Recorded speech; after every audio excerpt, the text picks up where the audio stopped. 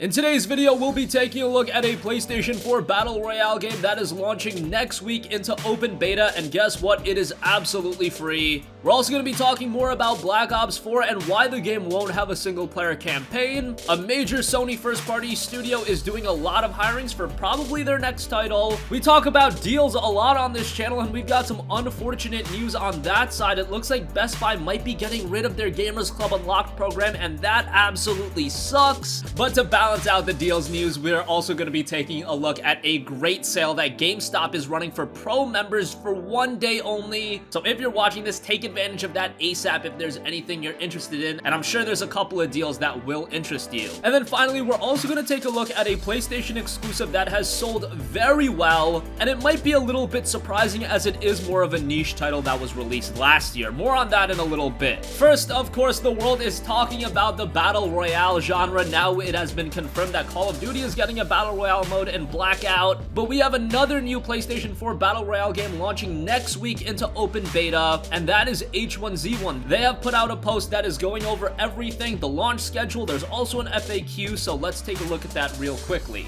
As far as the launch schedule, they said this: in preparation for Tuesday's open beta launch on PlayStation 4, all H1Z1 PS4 servers will lock at the conclusion of the 6 to 8 p.m. Pacific playtest on Sunday, May 20th. Starting at midnight 12 a.m. on May 22nd in your region's local time, you will be able to pre-download H1Z1 from the PlayStation Store. All H1Z1 PS4 servers will unlock for play around the world at 9 a.m. Pacific time on Tuesday, May 22nd. Now, H1Z1 previously was in closed beta, but it was a very exclusive closed beta. Now it is going into open beta for absolutely everyone to play. Under the FAQ, it specifically states that no key is required. H1Z1 will be free to play on the PlayStation 4 with optional purchase, of course, being available. It also states that all character progress and levels will be reset between closed and open beta. As far as what modes will be available during this open beta, that'll include combat training, solos, duos, and fives that'll be available to play starting with the open beta launch. And guess what? This is absolutely free. You don't even need PlayStation Plus in order to play online, so you can just download this game and get right online even without PS Plus, so that's a pretty cool incentive as well. Again, H1Z1 will be launching on the PlayStation 4 on Tuesday, May 22nd. You'll be able to preload the game at midnight of that same day, and then it'll be going live at 9 a.m. Pacific.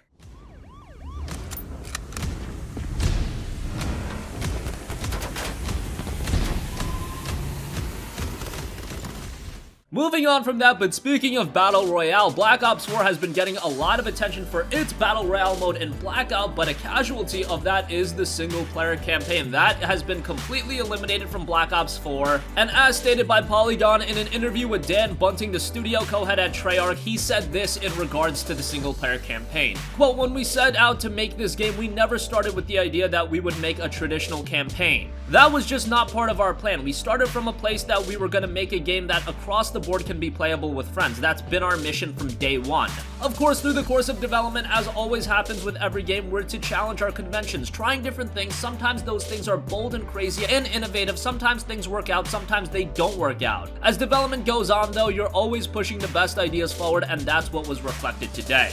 I talked about being in the minority in regards to being very disappointed at the lack of a single-player campaign with Black Ops 4, but it seems like a lot of you guys actually agree with me and are very disappointed by this, especially because, as I've mentioned, the Treyarch games have generally had the better campaigns in all of the Call of Duty games, but at the end of the day, what is going to resonate more at a mainstream level? Is it a single-player campaign, or is it going to be a high-octane Battle Royale mode? I'd have to go with the latter on this one, but that doesn't mean I'm any less disappointed, and again, a lot of you guys seem to agree with me on that. We're still interested in hearing your guys' feedback on Black Ops 4. Does the Battle Royale mode sell you, or are you still gonna stay away from Call of Duty? Black Ops 4 looks to be a very pivotal point in the franchise's future, so it'll be very interesting to see how this game does across the board. Moving on from that, Sony has a lot of first-party studios. Among the top of them have to be studios such as Naughty Dog, and arguably on par with them is Guerrilla Games. We haven't heard from Guerrilla Games in a little bit. They put out Horizon Zero Dawn early last year. They put out the Frozen Wilds expansion last last year as well. And of course, they are definitely working on a new project right now. Whether it be a PlayStation 4 or PlayStation 5 title, we don't know. But Guerrilla Games is on a crazy hiring spree right now. Over on their website, you can see every position they're hiring for, and these were posted about 2 weeks ago, with the earliest listing posted about 3 days ago, and the latest about 17 days ago. Exactly, they're looking for a sound designer, conversation layout artist, senior AI programmer, a senior writer, senior design analyst, combat designer, senior quest designer, principal character artist, senior game program, and so much more. We'll leave a link to that in the description box down below. Hey, if you want to join, put it out there. You never know what could happen, but obviously, if you want to join a studio like Guerrilla, you need a little bit of a pedigree,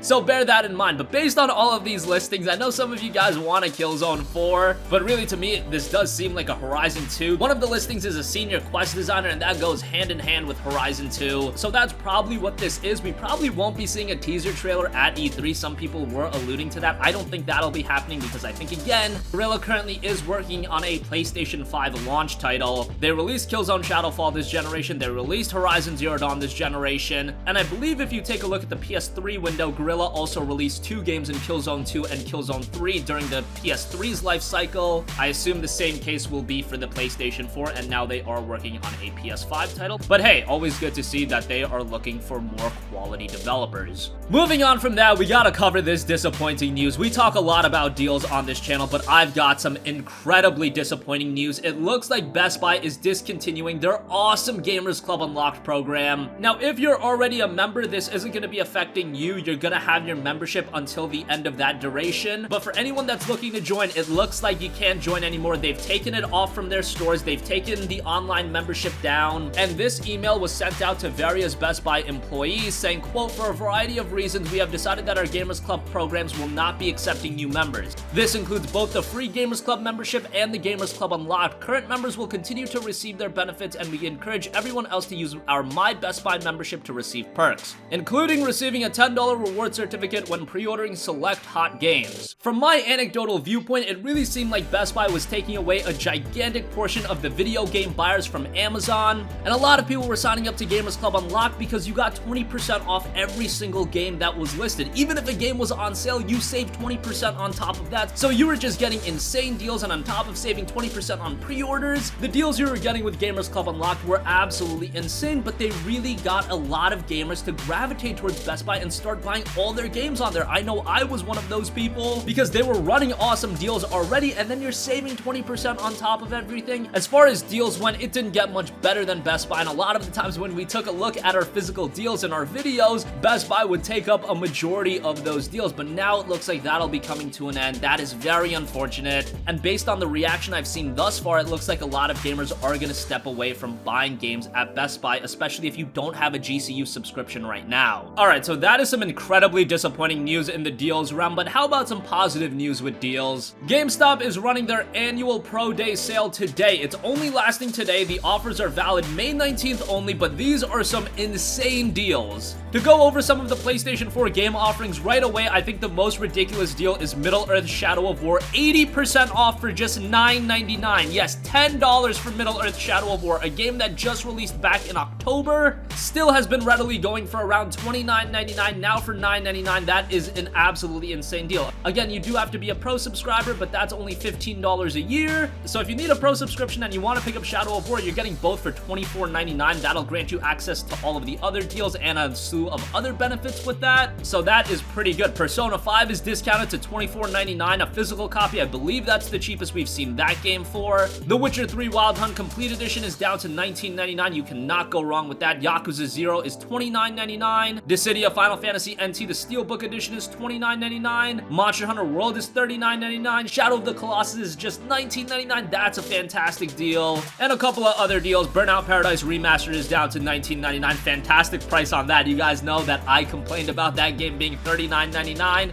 Just over 2 months after release, it is already down half its price. $19.99 is a great price for that game. You won't be hearing me complain about that price anymore. Skyrim VR is down to $29.99. Fallout 4 Game of the Year Edition is down to $29.99. Wolfenstein 2 New Colossus is down to $24.99. So some exceptional deals there. At the very least, you gotta pick up Shadow of War for $9.99. That's just an absolutely ridiculous deal, and really just makes your entire subscription worthwhile right from that. And finally, I do want to give some much-deserved credit to Persona 5. It has been confirmed by the financial results of Atlus's parent company Sega that the game has topped 2.2 million units shipped. That is an incredible number. Now, if you're comparing that to a game like God of War, no, it's not quite as good as that. God of War is said to have sold around 3 million in day one alone, but bear in mind that Persona 5 is an incredibly niche Japanese title, and these titles typically don't do all too well in North America, but we've seen that Persona has steadily and quietly gained popularity throughout the years after the release of Persona 4, namely Persona 4 Golden. As odd as that is, yeah, a PlayStation Vita title kind of took Persona to the next level, and then you saw all of the hype with Persona 5 and the immense critical reception that game got,